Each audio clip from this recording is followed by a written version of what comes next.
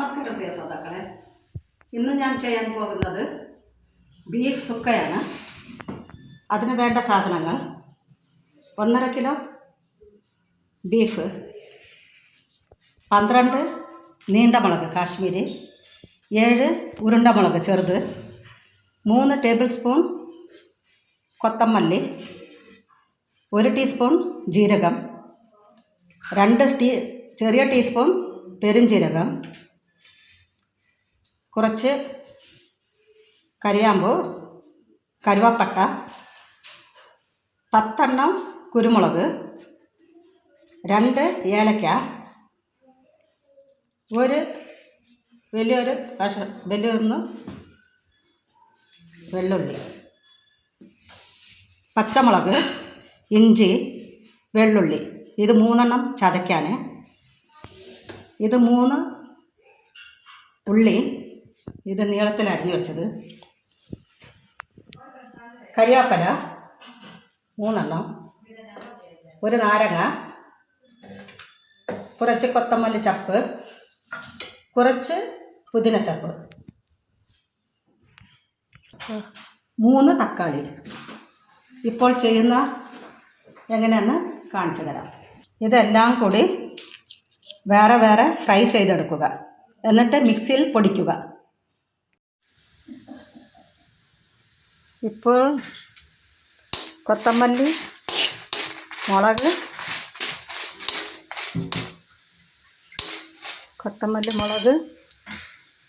പിന്നെ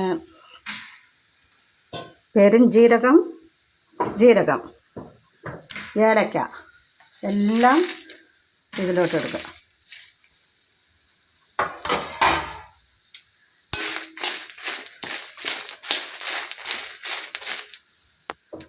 ഇതിലേക്ക് 1 ടീസ്പൂൺ മഞ്ഞൾപ്പൊടി,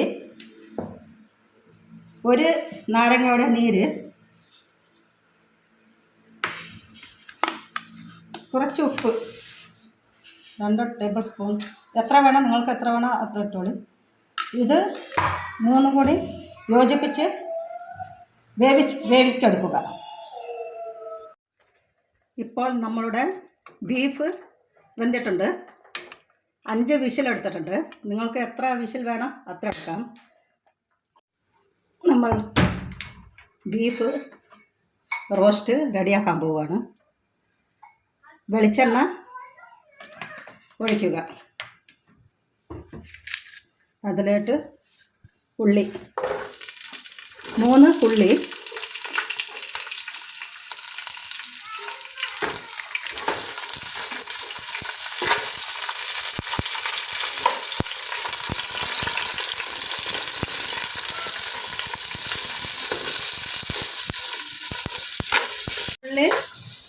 പകുതി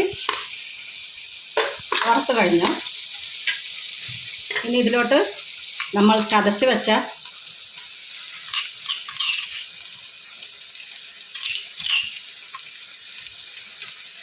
ഇഞ്ചി, വെള്ളുള്ളി, പച്ചമുളക്, ഇത് 3 എണ്ണം ചതച്ച് വെച്ചതാണ്. അത് ഇതിലോട്ട് ചേർത്ത്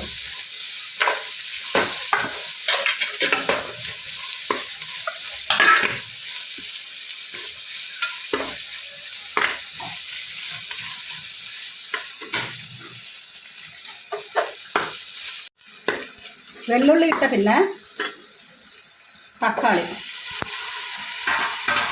ഇത് ചെറിയ തക്കാളിയാണ്, അതുകൊണ്ടാണ് ഞാൻ 3 എണ്ണം ഇട്ടത്. വലിയ തക്കാളിയാണെങ്കിൽ 2 എണ്ണം മതി. അതിലോട്ട് ലൈമൺ പിഴിഞ്ഞിക്കണം ചേർത്തിട്ട്. അതുകൊണ്ട് പുളി കുറച്ച് ഉപയോഗിക്കാം.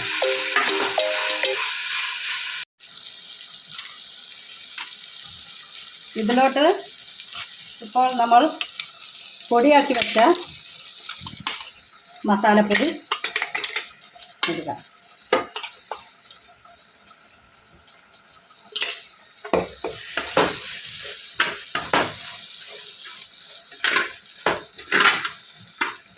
തീ ചെറുതാക്കുക. ഇതിലേക്ക് ഞാൻ കൊത്തമല്ലി, പെരുംജീരകം, ജീരകം, ഗരം മസാല അതെല്ലാം ഇട്ട് പൊടിയാക്കിയതാണ്. നിങ്ങൾക്ക് ഞാൻ മുമ്പ് കാണിച്ചിട്ടുണ്ട്. ഇതിലോട്ടിപ്പോൾ ഇറച്ചി വേവിച്ചത്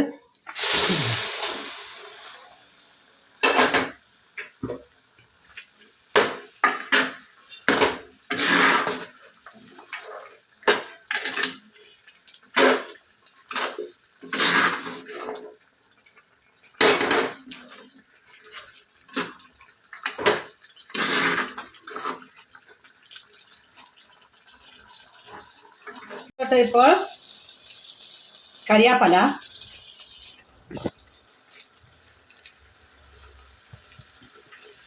കരിയാപ്പല ഇപ്പോഴാണ് ഇടേണ്ടത്.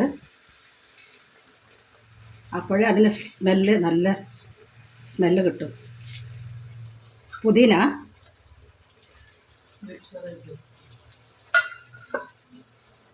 കൊത്തമ്പരി ചപ്പ്,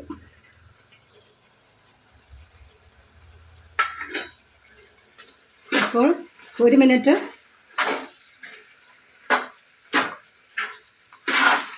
നമ്മൾ വരട്ടുക. ഇപ്പോൾ നമ്മളുടെ ബീഫ് റോസ്റ്റ് റെഡിയാണ്.